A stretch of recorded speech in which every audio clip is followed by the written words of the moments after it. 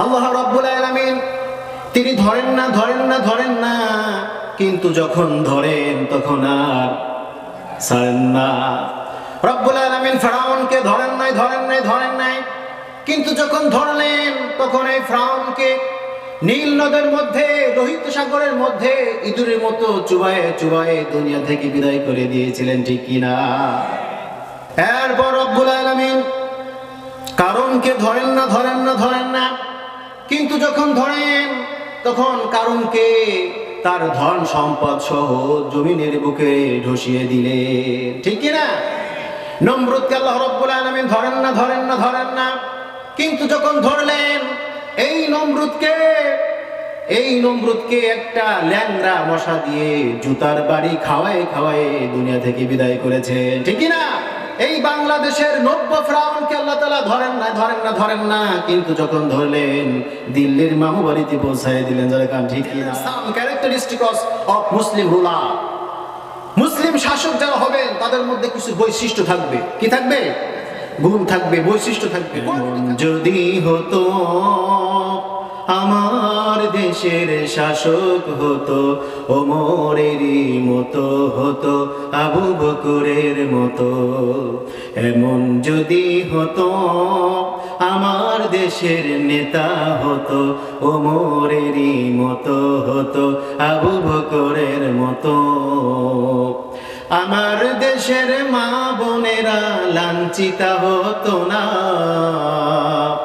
আমার দেশের কৃষক শ্রমিক বঞ্চিত হতো না, আমার দেশের মা বোনেরা লাঞ্ছিতা হতো না, আমার দেশের কৃষক শ্রমিক বঞ্চিত হতো না। ধনী গরিব ভালোবাসায় জীবন ফিরে পেত, যদি আমার শাসক হতো ওমরেরই মতো। এমন যদি হতো আমার দেশের শাসক হতো ওমরেরই মতো, হতো আবু বকরের মতো। শরীফের বর্ণনা হাদিস এসেছে, বুখারী শরীফের 33 নম্বর হাদিস। হাদিসের বর্ণনাকারী সাহাবী হযরত আবু হুরায়রা রাদিয়াল্লাহু তাআলা আনহু, তিনি বললেন আয়াতুল মুনাফিকি সালাফুন, মুনাফিকের আলামত হলো তিনটা। কয়টা? মুনাফিকের আলামত কয়টা? তিনটা। আসুন আমরা মিলাই এই হাদিসের সাথে, এই হাদিসকে মানদণ্ড করে আমরা মিলাই কারা মুনাফিক। নেতারা কত সুন্দর ওয়াদা করে, যদি তোমরা আমাকে ভোট দিয়ে মনোনীত করো, নেতা বানাও, ক্ষমতা যদি আমি আসতে পারি, এটা করব সেটা করব, হাজারো ধরনের ওয়াদা করে, কি করে না? কিন্তু ভোটের আগে এক রূপ, ভোটের পরে আরেক রূপ।